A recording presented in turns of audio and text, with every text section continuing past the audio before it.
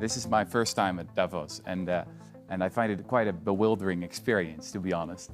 I mean, 1,500 private jets have flown in here to hear Sir David Attenborough speak about, how we're wrecking the planet.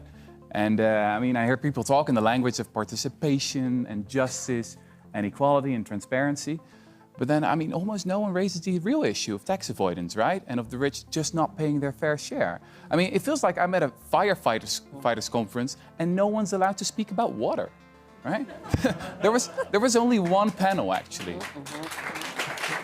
Well, we've had two. You're the second of our panelists. There was only one panel. Let's go there. One panel hidden away in the media center that was actually about tax avoidance. Yeah. I was one of the 15 participants. So something needs to change here. 10 years ago, the World Economic Forum asked the question, what must industry do to prevent a broad social backlash? The answer is very simple. Just stop talking about philanthropy and start talking about taxes. Mm-hmm. Taxes. We need to, just 2 days ago, there was a billionaire in here, what's his name? Michael Dell. And he asked the question like, name me one country where a top marginal tax rate of 70% has actually worked. Mm-hmm. And, I'm a historian. The United States, that's where it has actually worked. In the 1950s, during Republican President Eisenhower, the war veteran, the top marginal tax rate in the US was 91% for people like Michael Dell. The top estate tax for people like Michael Dell was more than 70%. This is not rocket science. We can talk for a very long time about all these stupid philanthropy schemes. We can invite Bono once more, but come on, we gotta be talking about taxes. Yeah, exactly. That's it, taxes. All the rest is bullshit, in my opinion.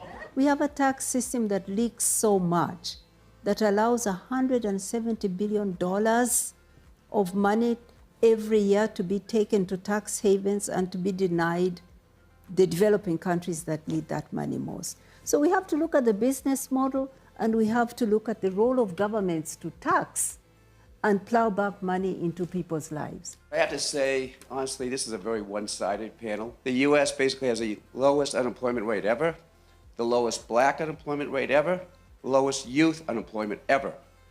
We've actually reduced poverty around the world. No one's talking about that at all. So I'd like for the panel to talk about beyond taxes, which every one of you have talked about. The only thing you've talked about in this whole panel on inequality, what can we really do to help solve inequality over time beyond taxes? The gentleman who said we've just talked taxes and that jobs are there and there's low and unemployment rates are low. Let me tell you something.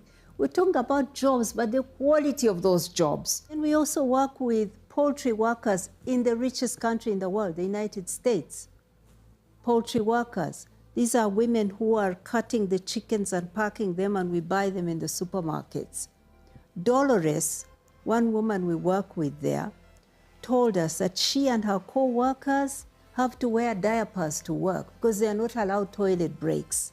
This is in the richest country in the world. That's not a dignified job. Those are the jobs we are being told about, that globalization is bringing jobs. The quality of the jobs matter. It matters. These are not jobs of dignity. In many countries, workers no longer have a voice. They are not allowed to unionize. They are not allowed to negotiate for salaries. So we're talking about jobs, but jobs that bring dignity. We are talking about healthcare. The World Bank has told us that 3.4 billion people who earn $5.5 a day are on the verge, are just a medical bill away from sinking into poverty.